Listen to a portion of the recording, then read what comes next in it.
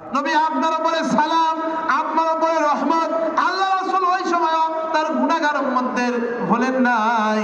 আল্লাহ রাসূল সাল্লাল্লাহু আলাইহি সাল্লাম বলতেছেন, আল্লাহ আমার একার উপরে নয়, আওয়ালা ইবাদিল্লাহিস সলিহিন, আমার সমস্ত নেককার উম্মতের উপরে আপনার এই সালাম আর শান্তি। একটু জোরে সোরে গণ মারহাবা। নবীজি সাল্লাল্লাহু আলাইহি ওয়াসাল্লাম আরশে গিয়েও বললেন না। এই রাসূলকে আমরা কেন ভুলে থাকি ভাই? এই রাসূল যে হাদিয়াটা আমাদের জন্য এনেছেন, এই হাদিয়াটা আমরা আজকে আদায়ের জন্য পরিপূর্ণ নিয়ত করব। আল্লাহ তাআলা আমাদেরকে সেই তৌফিক দান করেন। জোরে কর আল্লাহুম্মা আমিন। প্রিয় মুসলমান ভাইরা আমার, নবীজি সাল্লাল্লাহু আলাইহি ওয়াসাল্লাম ওইখান থেকে আল্লাহর সঙ্গে কথোপকথন করার পরে আল্লাহ রাব্বুল আলামিন তিনটা হাদিয়া বিশ্ব নবীকে দান করলেন। এক নাম্বার হচ্ছে 50 ওয়াক্ত নামাজ। আমার দিকে তাকান, কয় ওয়াক্ত? 50। জোর হলো না? অনেকদিন তো আপনারা মিছিল করেন না। জোর হলো না?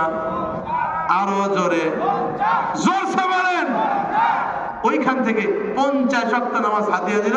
2 নাম্বার হাদিয়া সূরা বাকারার 285 নাম্বার আয়াত, 286 নাম্বার আয়াত, শেষের 2 আয়াত হাদিয়া দান করলেন। জোরে কর মাশাআল্লাহ।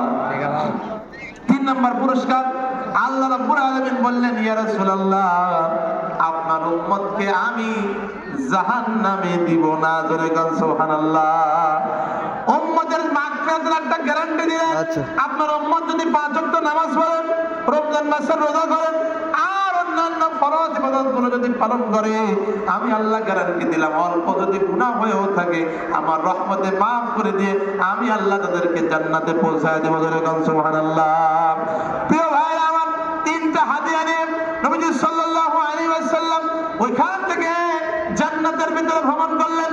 জান্নাত ভ্রমণ করার শেষে বিশ্বনবী সাল্লাল্লাহু আলাইহি ওয়াসাল্লাম জিবরাইলকে সাথে করে নিয়ে জাহান্নাম ভ্রমণ করতেছেন। জাহান্নামের কাছে গিয়ে নবীজি সাল্লাল্লাহু আলাইহি ওয়াসাল্লাম লক্ষ্য করে দেখেন যে গোমরানোর আওয়াজ পাওয়া যাচ্ছে। এই রানা প্লাজা বসে গেলে ওই জায়গায় মানুষ চাপা পড়ার পরে যে আওয়াজটা পাওয়া যায়, এই রকম চিৎকার আর গোমরানির আওয়াজ পাওয়া যাচ্ছে।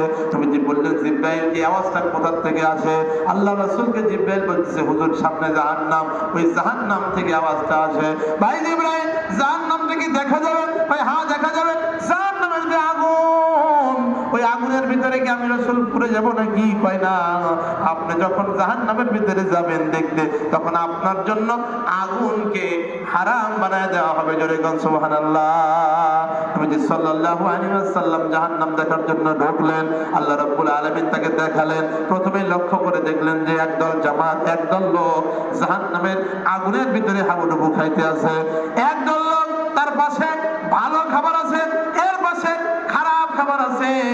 সুন্দর করে গোশত রান্না করে এই গোশতটা রেখে দেওয়া হয়েছে, আর তার পাশে মরা পচা একটা গরু পড়ে আছে, গন্ধ বের হয়ে গেছে, পোকা দিছে।